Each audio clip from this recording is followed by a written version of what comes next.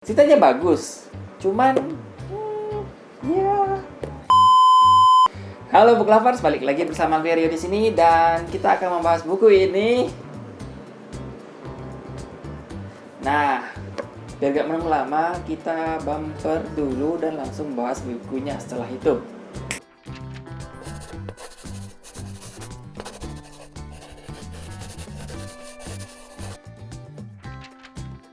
Nah, di depan kalian pasti sudah lihat kalau kita akan membahas buku ini, yaitu Hyoka, di mana ditulis oleh Yonezawa Honobu dan diterbitin oleh penerbit Haru, penerbit Indonesia. Dan kita langsung saja bahas mulai dari covernya, di mana covernya ini seperti dibingkai oleh tanaman di pinggir-pinggirnya dengan warnanya merah. Harusnya ini perpaduan merah dan krim ya, sehingga membentuk warna ini. Bukan coklat sih, kalau coklat beda lagi. Terus ini ada tulisan judulnya Hyoka, terus ada kanjinya juga. Terus di sini ada ilustrasi anjing dan kelinci yang sedang saling menggigit kaki mereka masing-masing. Terus ada nama penulis. Kalau setelah desain sampul, gue tertarik dengan ilustrasinya, di mana ilustrasinya ini kayak menggambarkan sesuatu hal gitu, yang kayak merepresentasikan kejadian yang bakal ada di dalam buku.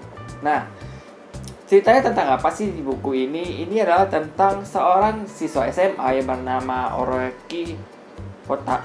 susah banget sih kalau nama Jepang, Oreki Hotaro, di mana dia ini sedang sekolah di SMA, terus ketemu teman-temannya, dan di sini dia juga punya seorang kakak. Nah, kakaknya ini meminta si Hotaro untuk join ke sebuah ekskul gitu, klub gitu, ekskul, yaitu ekskul sastra klasik, di mana dia diminta untuk join lah biar ekskul tersebut gak bubar karena kekurangan anggota. Nah, ternyata ketika bergabung di ekskul tersebut, dia bertemu dengan seorang gadis bernama Chitanda. Nah, Chitanda ini dia punya kayak sifat yang unik gitu loh. Dia punya ciri khas sifat yang gimana jelasinnya? Kita tunjukin aja deh. Jadi kayak kok bisa bolanya melengkung gitu? Kok pintunya terbuka sendiri tapi nggak ada orang? Kok aku mau tahu kok ya gitu. Orangnya itu penasaran, curiosity-nya itu tinggi.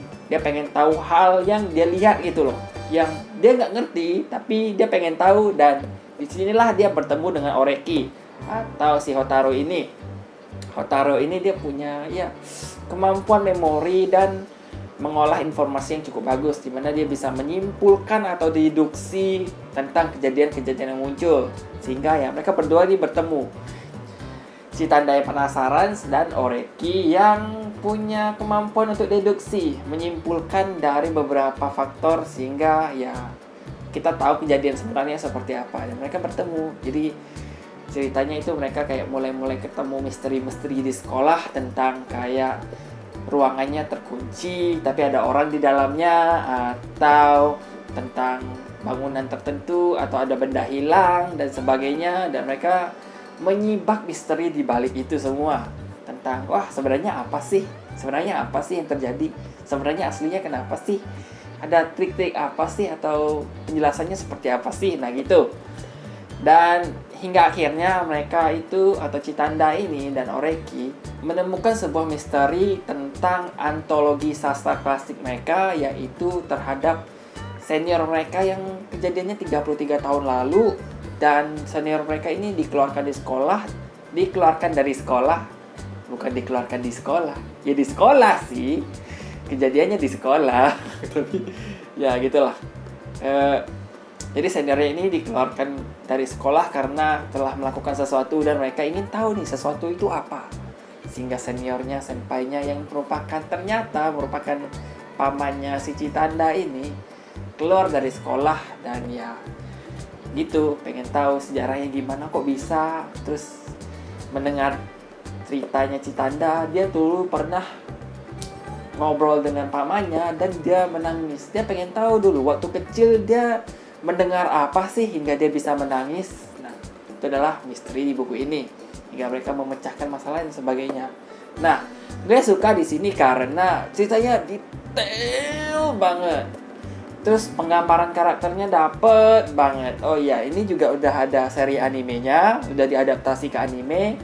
Dan kalau gue bandingin antara buku dan anime, gue lebih suka anime. Karena gue nonton itu duluan gitu, sebelum gue baca bukunya. Sehingga ya gue sudah punya gambaran cerita, gue udah tahu cerita. Ketika baca ini, oh jadi begini penjelasan detailnya, oh begini penjelasannya, oh ini faktor-faktor penyebabnya yang dijelaskan atau disipulkan atau disebutkan lebih detail di buku, dinarasikan gitu. Dan ya itu, karena gue udah nonton, jadi gue kayak tahu, oh kasus tentang ini, faktor-faktornya ini. Tapi kalau di buku dijelasin lebih detail lagi. Nah itu plus bukunya. Tapi secara impresi sih gue lebih suka animenya.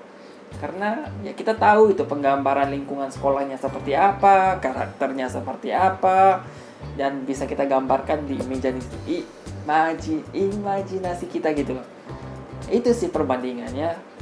Sementara kayaknya ada hal-hal tertentu yang ada di anime, nggak ada di buku, ada di buku, nggak ada di anime. Jadi kayak gimana jelasnya, ada yang kurang gitu. Mungkin karena anime untuk direalisasikan agak sulit buat animasinya, jadi sehingga ya mending nggak dimasukin, ya dibikin serealistis mungkin sesuai dengan buku, walaupun bakal nambah unsur-unsur tertentu sehingga kayak jadi bisa kita bilang nyata atau bisa diterima oleh nalar gitu.